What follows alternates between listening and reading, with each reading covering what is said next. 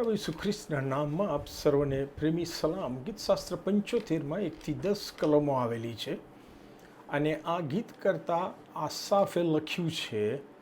એવું પણ માનવામાં આવે છે કે સાઉલ રાજાના મરણ પછી દાઉદને માથે રાજમુકટ મૂકવામાં આવ્યો ઈશ્વરની યોજનામાં.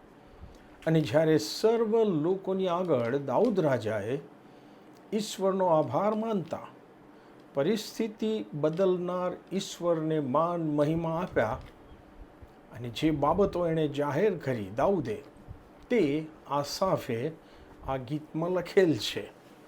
કલમ 1માં લખવામાં આવ્યું છે કે હે ઈશ્વર, અમે તમારો આભાર માનીએ છીએ કેમ કે તમારું નામ સન્નિધ છે. લોકો તમારા આશ્ચર્યકારક કામો પ્રગટ કરે છે. સાઉલ રાજાના સમયમાં રાજ્યની ન્યાય વ્યવસ્થા કથળી ગઈ હતી. તેને વ્યવસ્થિત કરવા માટે ઈશ્વર તરફથી મળેલા રાજા તરીકેના અધિકારનો ઉપયોગ દાઉદ રાજા યથાર્થ ન્યાય કરવામાં કરશે તેવું કલમ 2માં જાહેર કરવામાં આવ્યું છે. ત્યાં લખવામાં આવ્યું છે કે પ્રસંગ આવશે ત્યારે હું યથાર્થ ન્યાય કરીશ.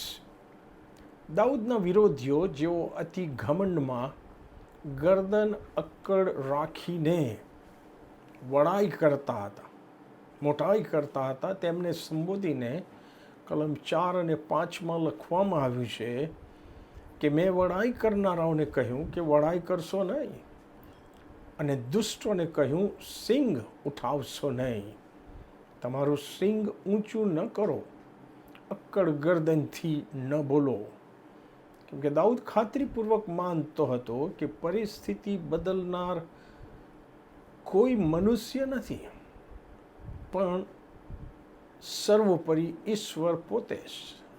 કેવળ અને કેવળ સર્વોપરી ઈશ્વર જ પરિસ્થિતિ બદલી શકે છે. તેથી એ કલમ 6-8માં લખે છે કેમ કે ઉદયથી કે અસ્તથી કે દક્ષિણથી પણ ઉન્નતિ આવતી નથી, પણ ઈશ્વર છે તે ન્યાયાધીશ છે. તે એકને નીચો પાડે છે અને બીજાને ઊંચો કરે છે. કેમ કે યહોવાના હાથમાં પ્યાલો છે, તેમાંનો દ્રાક્ષારસ રાતો છે. તે તેજાનાની મેળવણીથી ભરેલો છે, તેમાંથી તે પીરસે છે. પૃથ્વીના દુષ્ટો ખરેખર તળિયે પડી રહેલો કૂચો ચૂસી જશે. આવા મહાન ઈશ્વરની સ્તુતિ હંમેશા કરવાનો ઠરાવ કલમ 9માં વાંચવા મળે છે.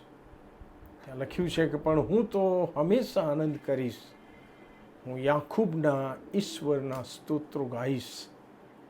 ભલા આપણે પણ મહાન અને સર્વોપરી ઈશ્વર પર સંપૂર્ણ ભરોસો અને વિશ્વાસ રાખીને દરેક પરિસ્થિતિમાં આભાર સ્તુતિ કરતા રહીએ અને પ્રભુને માન આપતા રહીએ. આમેન.